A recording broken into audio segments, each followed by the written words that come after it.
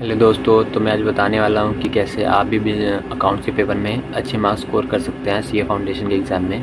तो सबसे पहला पॉइंट है वो ये है कि आपको मतलब कुछ भी छोड़ के नहीं जाना है। अगर आपके पास समय है तो आप पूरा सिलेबस कवर कीजिए और जितना ज़्यादा हो सके उतने ज़्यादा प्रैक्टिस कीजिए, क्योंकि प्रैक्टिस पे ही आपका स्पीड जो है वो मैटर करता है। अगर आपकी स्पीड अच्छी है तो आप एग्ज़ाम में अच्छा स्कोर कर सकते हैं। दूसरा पॉइंट है वो ये है कि ज़्यादातर बच्चे थ्योरी छोड़ के चले जाते हैं, तो आपको थ्योरी छोड़ के नहीं जाना है, क्योंकि थ्योरी बहुत अच्छे मार्क्स कवर दे देता है। और जो थ्योरी होता है उससे एमसीक्यू भी बनते हैं, और जो लास्ट के क्वेश्चन है सिक्स्थ क्वेश्चन में जैसे कि 25 से 25 मार्क का थ्योरी आते हैं, तो अगर आप उसको छोड़ के चले जाएंगे तो आपके जो एग्रीगेट मार्क्स है वो नहीं बन पाएंगे, तो उससे अच्छे खासे मार्क्स आ जाते हैं और थ्योरी आप कर लेते हैं। तो थ्योरी करने के लिए मैंने जो नोट्स बनाए हैं आप वहाँ से देख सकते हैं कि मैंने किस तरह से अपनी नोट्स बनाए थे। नहीं तो आप अपनी तरफ से जो आपके मतलब तो आप मॉड्यूल को रेफ़र कर सकते हैं, मॉड्यूल से आप थ्योरी लर्न कर सकते हैं, उसमें सारी थ्योरी दी हुई है।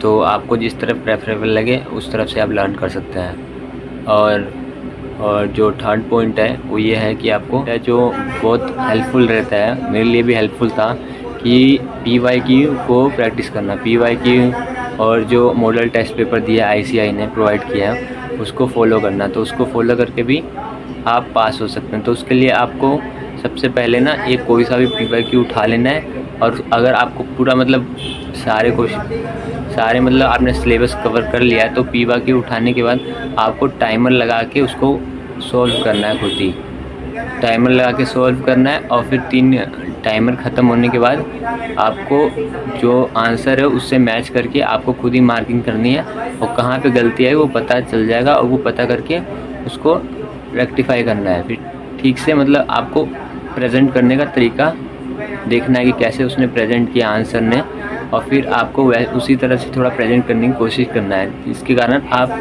जो आंसर आएंगे जो पेपर में भी आप उस तरह कर पाएंगे। आप अपनी स्पीड को टाइम मतलब आप कोई सा ही पेपर ले सकते हैं और उसको चेक करके देख सकते हैं कि आप 3 घंटे में सॉल्व कितना कर पाते हैं, और उसके हिसाब से आप मार्क्स अलॉट कर सकते हैं चेक कर करके।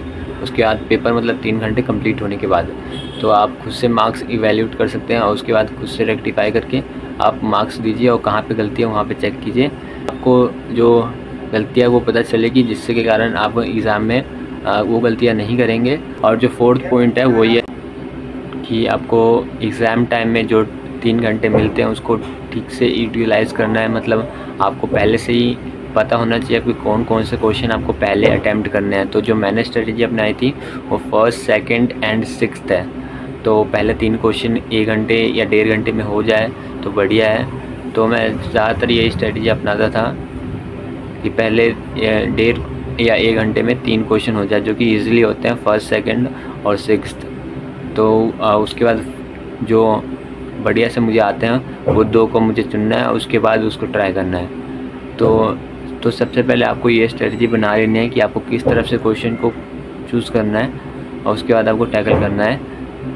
फिर आप एग्ज़ाम टाइम में आप अच्छे से अपना टाइम यूटिलाइज़ कर सकते हैं। जो लास्ट के 3 घंटे होते हैं वही डिसाइड करेंगे आपका एग्रीगेट बनेगा, आप पास होंगे कि नहीं। तो उसको अच्छे से यूटिलाइज़ करना है, बिल्कुल भी पैनिक नहीं होना है। और पहले के जो एग्ज़ाम से पहले के समय उसको भी ठीक से स्ट्रेटजी बना के आप अपनी मतलब रखिएगा कि कैसे आपको 2-3 दिन पहले से अकाउंट्स की तैयारी करनी है, या बिज़नेस लोग को कब टाइम देना है, या बाकी सब्जेक्ट को कब टाइम देना है। तो ये सब की स्ट्रेटजी आप पहले से बना के रखिएगा कि आपको 2 सब्जेक्ट एक साथ पहले लेने हैं कि नहीं।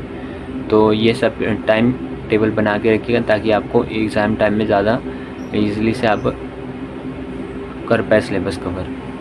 कि अगर लास्ट 1 मंथ बचा हुआ है अभी, तो अगर आप अच्छे से अपना स्ट्रेटजी बना के चलेंगे कि अगर लास्ट के जो 5 डेज़ होते हैं जो एग्ज़ाम से पहले, वो तो सिर्फ अकाउंट्स को देने होते हैं, तो उससे पहले आप ऐसे मतलब सब्जेक्ट को दे सकते हैं जैसे कि बिज़नेस लॉ को दे सकते हैं, जिससे कि आपको पहले आसानी हो जाए।